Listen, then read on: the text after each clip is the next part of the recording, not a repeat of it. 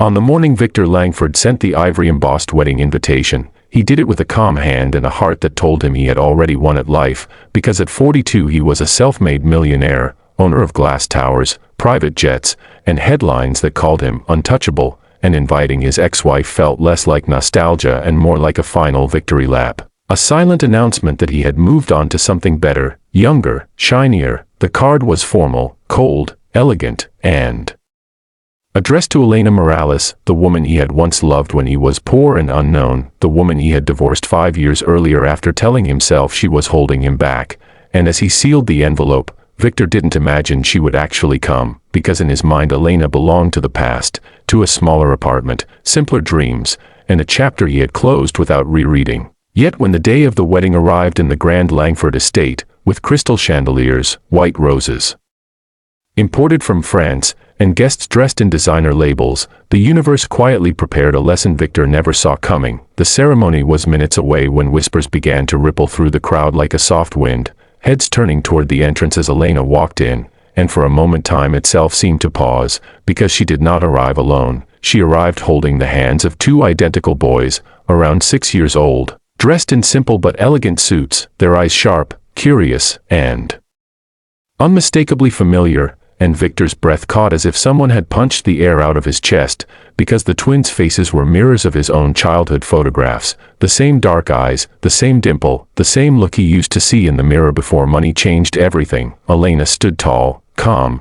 and radiant in a soft blue dress, not flashy, not desperate, just confident in a way that came from surviving storms alone. And as the murmurs grew louder, Victor stepped forward, his smile frozen, his perfect world cracking at the edges, and in that moment his bride-to-be, Cassandra, sensed something was terribly wrong, but Elena spoke before anyone else could, her voice steady yet powerful. "Congratulations, Victor. You invited me.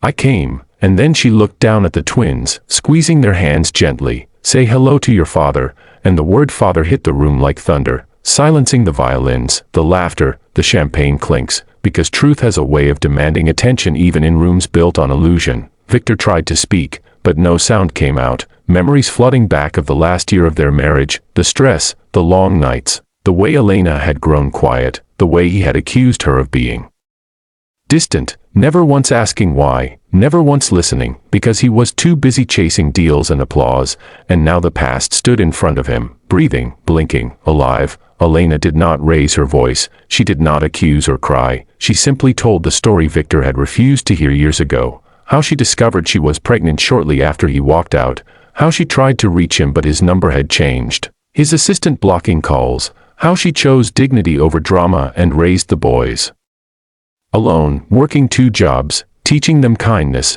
responsibility, and truth, never once poisoning their hearts against the men who gave them his name but not his time. And as she spoke, the guests listened, some with sympathy, others with judgment, but all with attention, because this was no scandal staged for revenge. This was a revelation rooted in restraint. Victor's world, built on control, began to collapse as he realized the cost of his ambition was not just a marriage, but moments he could never buy back, first steps, first words, first laughs, while Elena had lived them all without complaint.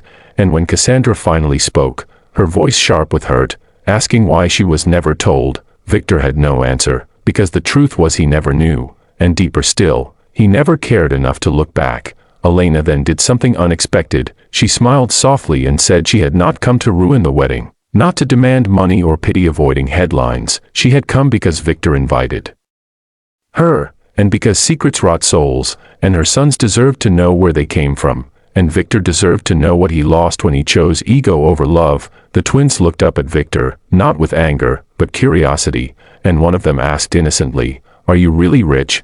And the room let out a nervous laugh, but Victor felt tears burn his eyes because for the first time wealth felt small, useless, unable to bridge the gap between him and the children standing inches away. He knelt, ignoring his tailored suit, and said quietly, "Yes, but I wasn't rich where it mattered."